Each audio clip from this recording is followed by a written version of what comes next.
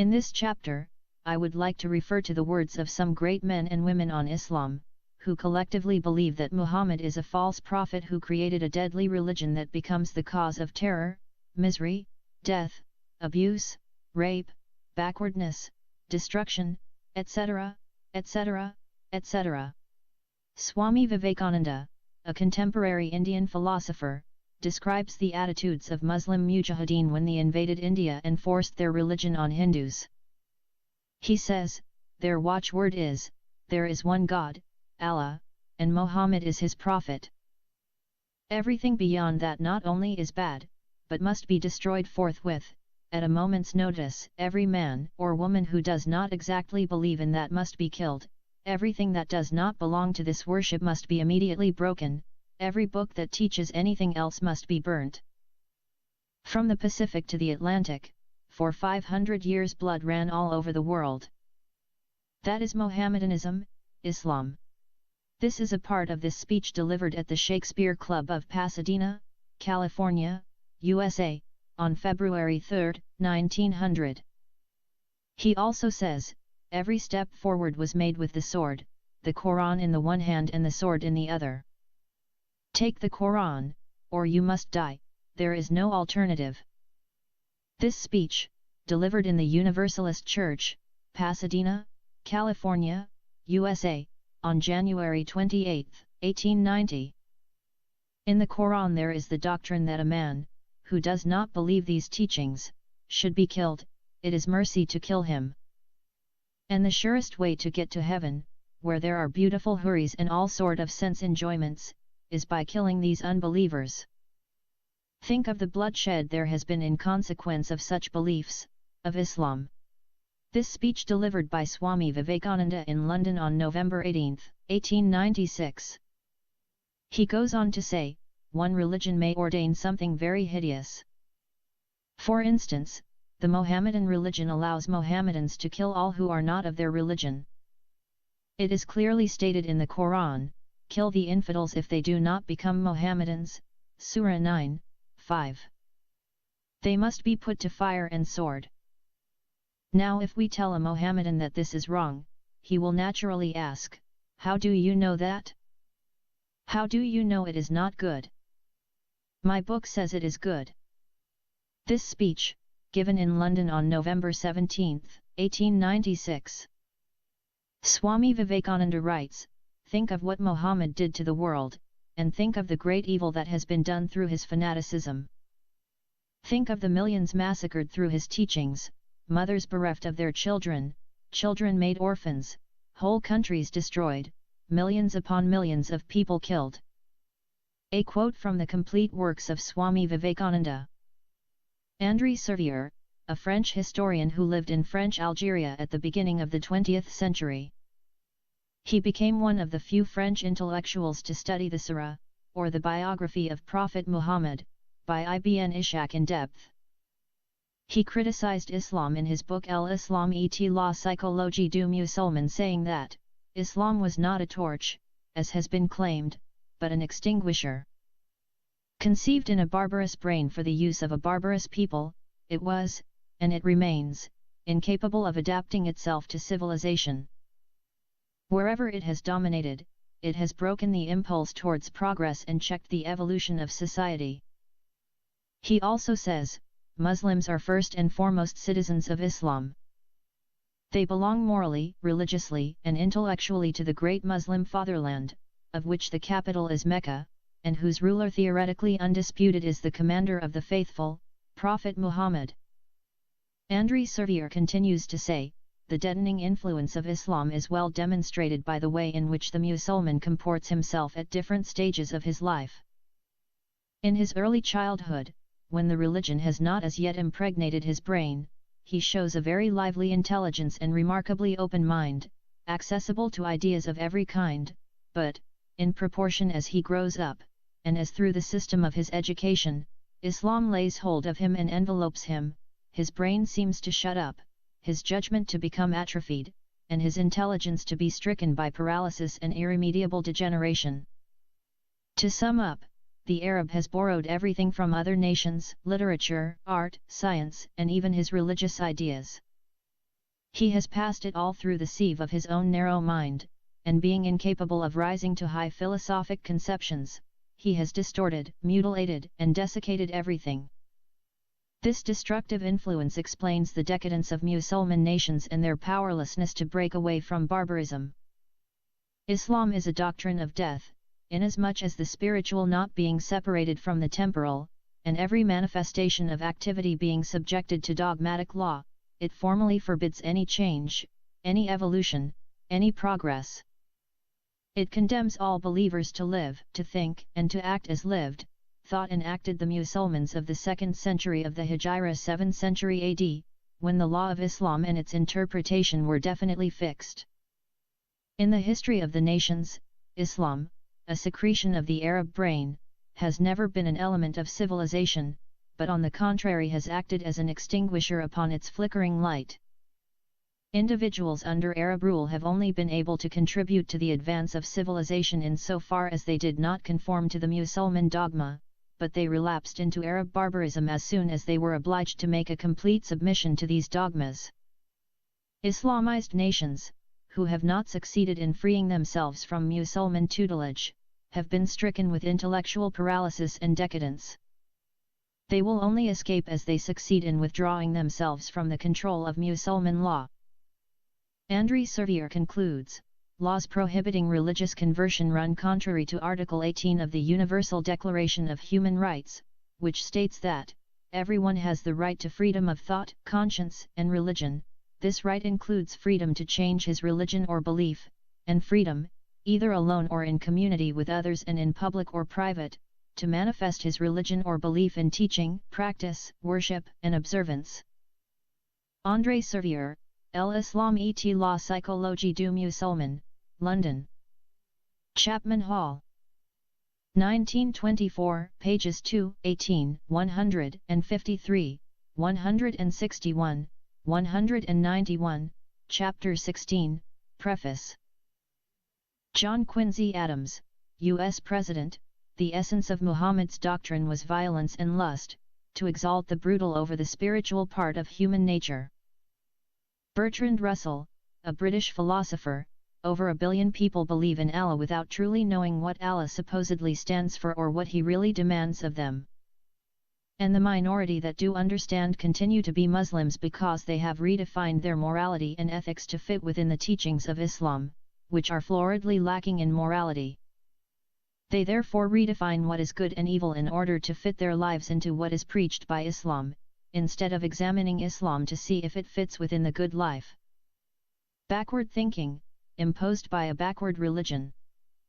Sir Winston Churchill, a British Prime Minister, he writes in his book, The River War 1899, how dreadful are the curses which Mohammedanism lays on its votaries. Besides the fanatical frenzy, which is as dangerous in a man as hydrophobia in a dog, there is this fearful fatalistic apathy. Improvident habits, slovenly systems of agriculture, sluggish methods of commerce, and insecurity of property exist wherever the followers of the Prophet rule or live. A degraded sensualism deprives this life of its grace and refinement, the next of its dignity and sanctity. The fact that in Mohammedan law every woman must belong to some man as his absolute property, either as a child, a wife, or a concubine, must delay the final extinction of slavery until the faith of Islam has ceased to be a great power among men. Alexis de Tocqueville, French thinker and historian, I studied the Quran a great deal. I came away from that study with the conviction that by and large there have been few religions in the world as deadly to men as that of Muhammad. Ernest Renan, French thinker, Muslims are the first victims of Islam. Many times I have observed in my travels that fanaticism comes from a small number of dangerous men who maintain others in the practice of this religion by terror. To liberate the Muslim from his religion is the best service that one can render him. Will Durant, an American historian, the Islamic conquest of India is probably the bloodiest story in history.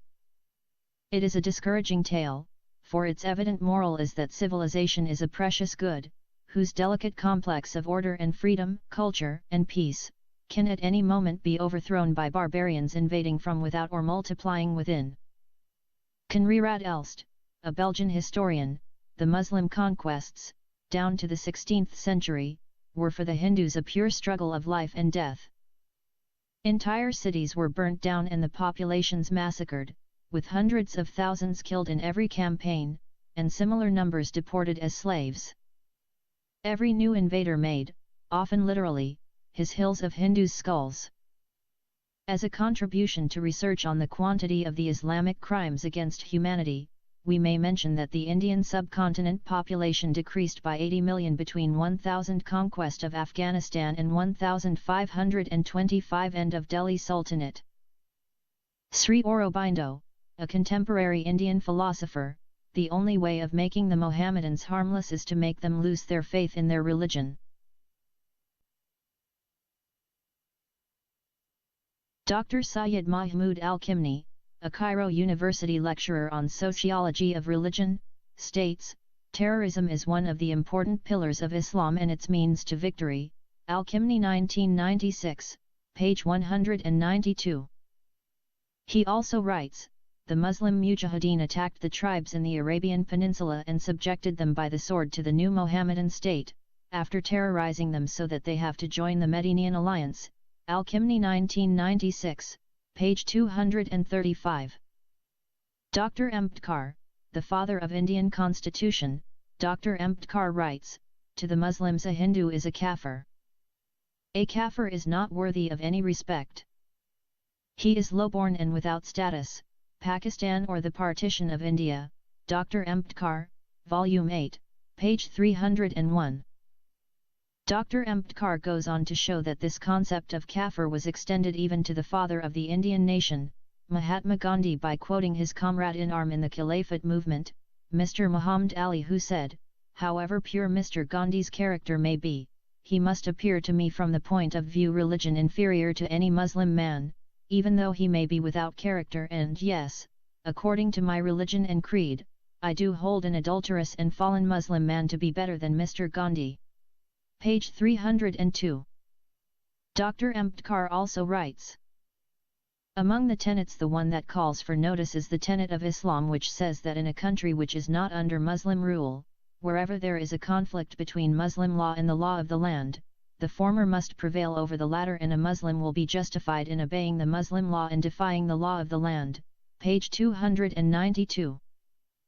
Thomas Jefferson, U.S. President, says, that it was founded on the laws of their prophet, that it was written in their Quran, that all nations who should not have acknowledged their authority were sinners, that it was their right and duty to make war upon them wherever they could be found, and to make slaves of all they could take as prisoners, and that every Muslim man who should be slain in battle was sure to go to paradise. The Patriarch Sophronius of Jerusalem, who witnessed the spread of Islam in the Arabia and Levant and the fall of Jerusalem with his own eyes, described the Muslim invaders as godless barbarians who burnt churches, destroyed monasteries, profaned the crosses and blasphemed against Christ and the Church. Muhammad ibn Zakaria al-Razi, a Persian philosopher, he writes, if the people of this religion of Islam are asked about the proof for the soundness of their religion, they flare up, get angry and spill the blood of whoever confronts them with this question. They forbid rational speculation, and strive to kill their adversaries. This is why truth became thoroughly silenced and concealed. Blaise Pascal, a French mathematician and inventor, writes, Muhammad established a religion by putting his enemies to death, Jesus Christ by commanding his followers to lay down their lives. Martin Luther viewed Muhammad as a devil and firstborn child of Satan. Mohammed and Mohammedanism, Catholic Encyclopedia 1913. Voltaire, in his play, Muhammad the Prophet, he described Prophet Muhammad as an impostor, false prophet, fanatic, hypocrite, deceitful character, sublime charlatan, and the founder of a false and barbarous sect. Voltaire, Muhammad the Prophet or Fanaticism, A Tragedy in 5 Acts, translated by Robert L. Myers, New York, Frederick Ungar, 1964. Voltaire also states, but that a camel merchant should stir up insurrection in his village, that in league with some miserable followers he persuades them that he talks with the angel Gabriel, that he boasts of having been carried to heaven, where he received in part this unintelligible book, each page of which makes common sense shudder, that to pay homage to this book, he delivers his country to iron and flame, that he cuts the throats of fathers and kidnaps daughters, that he gives to the defeated the choice of his religion or death. This is assuredly nothing any man can excuse, at least if he was not born a Turk, or if superstition has not extinguished all natural light in him. Referring to Muhammad, in a letter to Frederick II of Prussia, December 1740, published in Ouvre Completes de Voltaire, Volume 7, 1869, edited by Georges Avenel, page 105. After reading the Quran, Voltaire finds in it the contradictions, the absurdities, the anachronisms, rhapsody, without connection, without order, and without art. Farid Ali Hadai, Hussein, 1962. English Arabesque, the Oriental mode in 18th century English literature. Cornell University. He also considered the Quran to be ignoring the laws of physics. Gunny, Ahmed, 1996. Images of Islam in 18th century writings. About Muslims, Voltaire says, "Nothing is more terrible than a people who, having nothing to lose, fight in the united spirit of rapine and of religion." Rapine means the violent seizure of someone's property through armed robbery. Smollett, Tobias, Morley, John, 1905. The Works of Voltaire, A Philosophical Dictionary, page 105. Finally, Voltaire observes that, Muhammad orders the murder of his critics.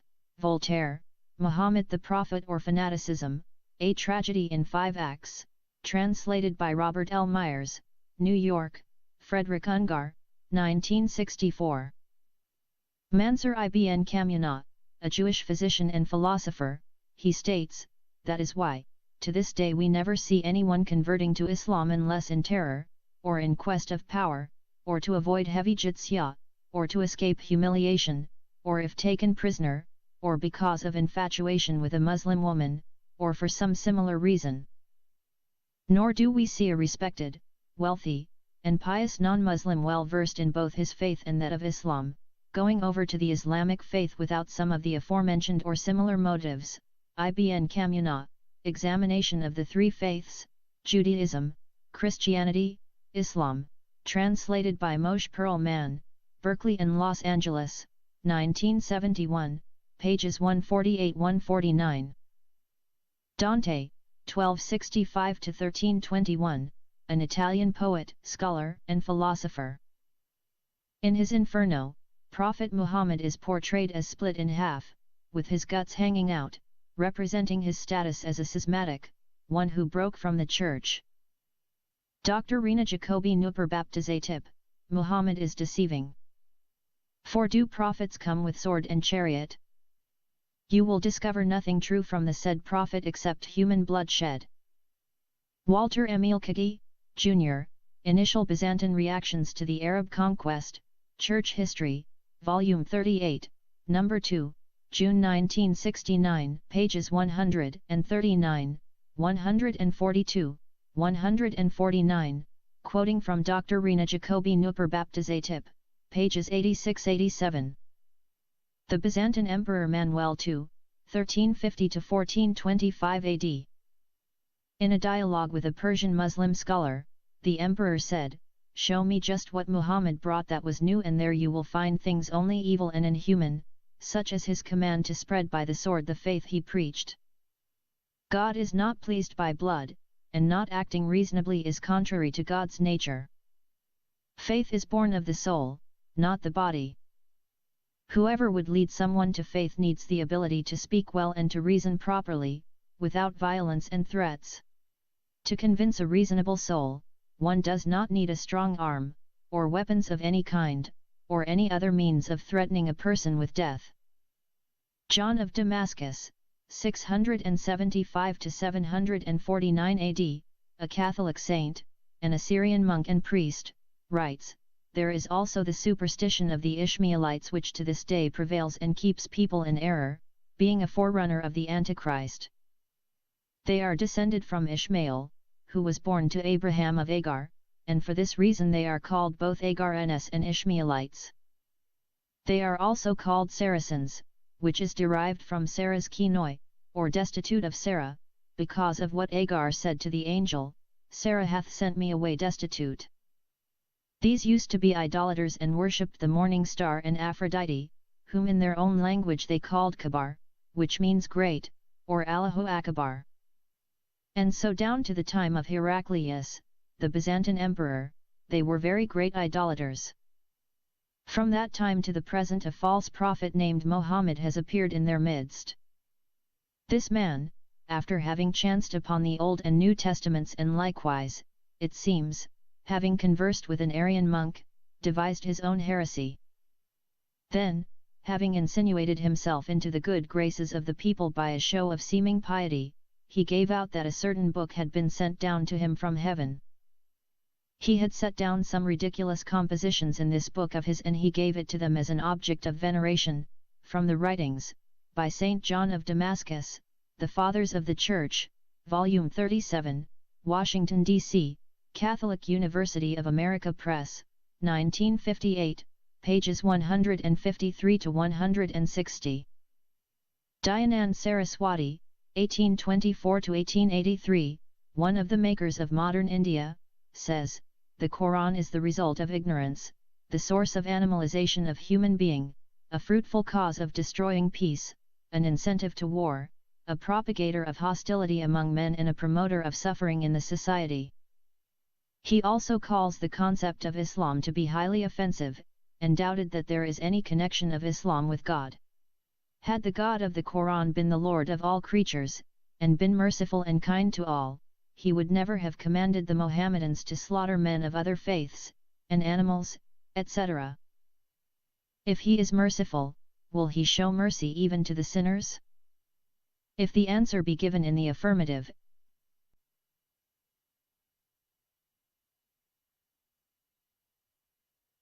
it cannot be true, because further on it is said in the Quran, put infidels to sword. In other words, he that does not believe in the Quran and the Prophet Muhammad is an infidel, he should, therefore, be put to death.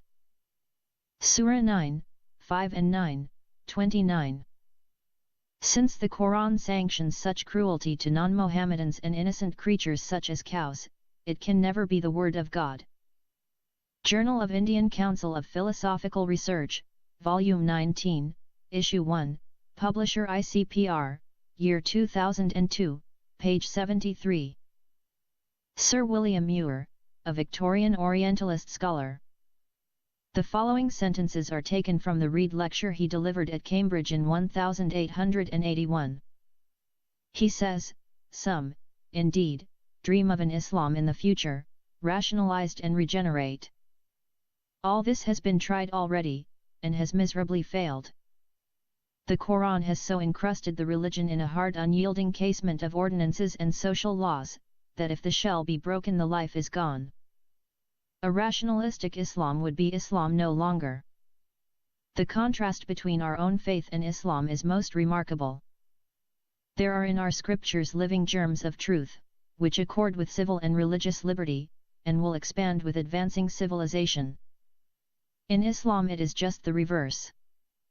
The Quran has no such teaching as with us, has abolished polygamy, slavery, and arbitrary divorce, and has elevated woman to her proper place.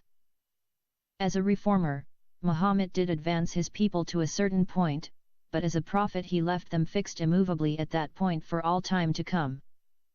The tree is of artificial planting.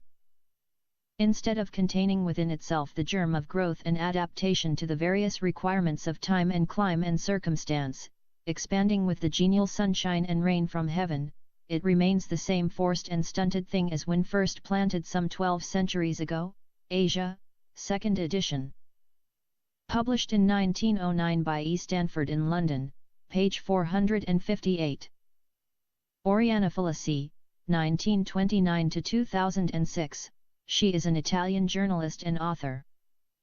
She writes, Europe is no longer Europe, it is Eurabia, a colony of Islam, where the Islamic invasion does not proceed only in a physical sense, but also in a mental and cultural sense. I am an atheist, and if an atheist and a pope think the same things, there must be something true. There must be some human truth that is beyond religion. I am disgusted by the anti-Semitism of many Italians, of many Europeans. Look at the school system of the West today. Students do not know history. They don't know who Churchill was. In Italy, they don't even know who Cavour was. Servility to the invaders has poisoned democracy, with obvious consequences for the freedom of thought, and for the concept itself of liberty. State-run television stations contribute to the resurgent anti-Semitism, crying only over Palestinian deaths while playing down Israeli deaths, glossing over them in unwilling tones. The increased presence of Muslims in Italy and in Europe is directly proportional to our loss of freedom. The Muslims refuse our culture and try to impose their culture on us. I reject them, and this is not only my duty toward my culture, it is toward my values, my principles, and my civilization. The struggle for freedom does not include the submission to a religion which, like the Muslim religion, wants to annihilate other religions. The West reveals a hatred of itself, which is strange and can only be considered pathological. It now sees only what is deplorable and destructive. These charlatans care about the Palestinians as much as I care about the charlatans. That is not all. When I was given the news, I laughed. The trial is nothing else but a demonstration that everything I have written is true. President Bush has said, "We refuse to live in fear." Beautiful sentence, very beautiful. I loved it. But inexact, Mr. President, because the West does live in fear. People are afraid to speak against the Islamic world. Afraid to offend, and to be punished for offending, the sons of Allah. You can insult the Christians, the Buddhists, the Hindus, and the Jews. You can slander the Catholics. But, woe betide the citizen who pronounces a word against the Islamic religion. Philip Schaff, 1819–1893, a Swiss-born, German-educated, and a church historian who spent most of his life living and teaching in the United States. He described Islam as spread by violence and fanaticism, and producing a variety of social ills in the regions it conquered. He also says, Mohammedanism conquered the fairest portions of the earth by the sword and cursed them by polygamy, slavery, despotism, and desolation. The moving power of Christian missions was love to God and man, the moving power of Islam was fanaticism and brute force. Schaff, P. and Schaff, D.S., 1910. History of the Christian Church. 3rd edition. New York, Charles Scribner's Sons. Volume 4, Chapter 3, Section 40, Position of Mohammedanism in Church History. Abdul Masih ibn Ishaq al-Kindi, A Medieval Theological Polemic. The Apology of al-Kindi. Written at the court of the Caliph al-Ma'mun, in defense of Christianity against Islam. It is a dialogue between the Arab Christian al-Kindi and the Muslim scholar, Abdullah ibn Ismail al-Hashimi, member of the Caliphate court. Now tell me, al-Kindi proceeds, what thing thy master, your prophet Muhammad, foretold, or made known, in virtue of which thou holdest him to be a prophet. If thou sayest that he made known to us the history of the prophets that went before him, as of Noah, Abraham, Isaac, Jacob, Moses, the Messiah, and others, I have a ready answer, namely, that he told us what we knew already, and what even our very children read at school. And if thou wilt make mention of such other narratives, as of Ad and Ahmed, of Salah and his camel, of the elephant, the year of the elephant, and the like, I reply that these are witless fables, and old wives' tales, such as we Arabs hear night and day, and are no proof whatever of a divine mission. And so the evidence of the past falleth to the ground. But if thou sayest that he foretold what was to happen in the future, it behoveth thee to give instances of the same, for over 200 years have elapsed since his time, and surely something of what he foretold must have come to pass ere this. But thou knowest, and we all know, that thy master never uttered a single word of prophecy, and so the other condition also faileth. Such being the case, let us see whether there is any sign of the second kind of evidence, to wit, of miracles.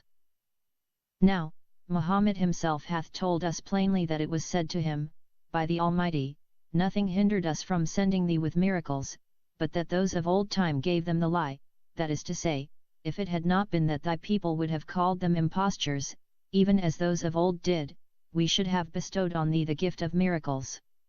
Now, by my life, what, according to all the rules of logic, could be a more conclusive answer? Thou knowest, the Lord guide thee, and all they that hear my apology know, that thy master herein disclaimed miracles as a proof of his mission, because he had not the power of showing them, and it is not for an impartial man like thee to turn aside from the truth. If thou claimest, as a proof of his mission, that thy master and his companions, notwithstanding they were few and weak, trampled underfoot the mighty kingdom of Persia, with all its resources, armies, and munitions of war, then we answer thee in the words of the Lord to the children of Israel, not because the Lord loved you above all nations, hath he given you the victory over the Amorites and Perizzites so that ye have slain them, ravaged their lands and inherited their cities, but because of the wickedness of these nations, and the greatness of their iniquity, hath he given you the victory over them. Thus he treated even Jerusalem, the city of his choice, the abode of his prophets, the scene of great wonders and miracles, whence praise and worship ascended day and night, the spot where prayer was wont to be answered, the seat of blessing from above, when her citizens rebelled against him, set up other gods, denied his signs and forgat his mercies, thinking that they had gotten them by the might of their own hand, then the Lord gave up Jerusalem into the power of that wickedest of mankind, Nebuchadnezzar, the idolater, who slew the inhabitants thereof, even that chosen race, and carried them away captive and their children, and destroyed the house called by his own name. Returning to the excuse of Muhammad that he was not gifted with miracles, lest his people, as of old, should call them impostures, our author repeats, by my life. A strange reason to offer to any man of sense. Allow that the Jews aforetime did give the lie to the miracles of their prophets, and rejected them, what then? As to the Arab tribes, they could never on that behalf have given them the lie, seeing that no prophet had arisen amongst them before, nor any apostle whatever in Arabia, whether with miracles or without them. Doubtless had thy master shown them anything like a miracle, they would have attested the same, and not given it the lie, for do we not see that multitudes of these same Arabs did accept his ministry, although they saw no miracles, neither heard of any wonderful work? But thou well knowest, the Lord preserve thee, that this argument will not stand inquiry. I turn to another subject. Now, we say that the bent of thy master's life doth not answer to the boast that he was sent a mercy and blessing to the human race. On the contrary, his chief object and concern was to take beautiful women to wife, to attack surrounding tribes, slay and plunder them, and carry off their females for concubines. His chief delights were, by his own confession, sweet scents and women, strange proofs these of the prophetic claim. Dennis Prager, an American columnist and author, in responding to a movement that contends that Islam is a religion of peace, wrote, "Now, Islam has never been a religion of peace. It began as a warlike religion and throughout its history, whenever possible, made war on non-Muslims, from the polytheists of North Africa to the Hindus of India, about 60 to 80 million of whom Muslims killed during their 1,000-year rule there." Khalil Abdul Karim, an Egyptian writer, scholar, and lawyer, commenting on some verses of the Quran, which command jihad against infidels for spreading Islam by the sword, such as Surah Al-Baqarah 2, 191, 193, Surah Al-Nisa 4, 76, 89, 91, Surah Al-Tawbah 9, 5, 12, 14, 29, and Surah Al-Anfal 8, 39, the Egyptian Muslim scholar, Khalil Abdul Karim states, these verses carry serious orders for killing of tribes refusing to believe in the faith that is preached by Muhammad. And from the other side, There are hadiths issued by the Prophet that confirm this meaning very clearly, by which we mean killing anyone who refuses Islam. The Prophet Muhammad said, "I have been ordered by Allah to fight and kill all people until they bear witness that there is no God except Allah and Muhammad is the messenger of Allah. If they say it, they uphold from me their wealth and blood." In plain language, the price of non-compliance for anyone who refuses to witness or utter the two Shahada, the Islamic creed, is to lose all protection for his wealth and blood. Accordingly, the killing of one who refuses to utter the two Shahada is an obligation to every Muslim without exception. The message of Muhammad to all tribes is, "Accept Islam and you will be safe." Any tribe or an individual who refuses this offer would expose himself to physical annihilation, and his wealth, women, children, and slave girls would be taken by the Muslims. Khalil Abdul Karim, 1999, pages 42 to 44. Muhammad Asghar, an Iranian author and apostate, writes, while some of his teachings have proven instrumental in crippling the lives of many of his own followers, others have been helping them to create schism and hatred in those humans who follow different philosophies of life. Allahu Akbar, essentially a Muslim war cry, still turns many Muslims engaged in battles, interfaith riots and sectarian conflicts into ferocious animals. Alleged support given in the past by angels to the warring Muslims against the infidels drive small and weaker Islamic states to challenge the combined might of the world's all industrialized nations. Murder of the Jews by Muhammad and his hateful teaching against them, Surah 5:54, still generate fiery desire in most of the Muslims. The elimination of all Jews from the face of planet Earth and his call to kill the pagans whenever and wherever they are found, Surah 9:5, is a constant source of inspiration for many of his followers to engage themselves in the murder of all the Hindus of the world. His belligerent teachings, as Bernard Lewis has pointed out in his book, The Crisis of Islam, are considered by many Muslims to be a duty for them to destroy the entire world before their apocalyptic design of restoring the Islamic Caliphate can be realized. Louis Bertrand was a French novelist, historian, and essayist. He was the third member elected to occupy seat 4 of the Académie Française in 1925. He writes, "Arabs have never invented anything except Islam. They have made absolutely no addition to the ancient heritage of Greco-Latin civilization." George Smith Patton, Jr., 1885–1945 AD, was a United States Army officer most famous for his leadership commanding corps and armies as a general in World War II. He says, "To me it seems certain that the fatalistic teachings of Muhammad and the utter degradation of women is the outstanding cause for the arrested development of the Arab. He is exactly as he was around the year 700, while we have kept on developing." Samuel Langhorne Clemens, 1835–1910, well known by his pen name, Mark Twain, was an American author and humorist. Twain is noted for his novels Adventures of Huckleberry Finn, which has been called the Great American Novel, and The Adventures of Tom Sawyer. He is extensively quoted, and was a friend to presidents, artists, industrialists, and European royalty. He says, "That is a simple rule, and easy to remember. When I, a thoughtful and unblessed Presbyterian, examine the Quran, I know that beyond any question every Mohammedan is insane, not in all things, but in religious matters." William Ewart Gladstone, 1809–1898, was a British liberal statesman. He served as a Prime Minister 4 separate times, more than any other person. He writes, "The Quran is an accursed book. So long as there is this book there will be no peace in the world." Stephen K. Bannon, President Donald Trump's top strategist. On his radio show for Breitbart News, Mr. Bannon said, "Islam is not a religion of peace. Islam is a religion of submission," and he warned of Muslims' influence in Europe. "To be brutally frank, Christianity is dying in Europe and Islam is on the rise." Taslima Nasreen is a Bangladeshi author and former physician who has been living in exile since 1994. She is the author of the renowned book, The Shame. She writes, "Terrorists are not misinterpreting the Quran. It is clearly written in the Quran that non-Muslims must be killed. Secularists who defend Islam have never studied the Quran. The Quran is the root cause of terrorism.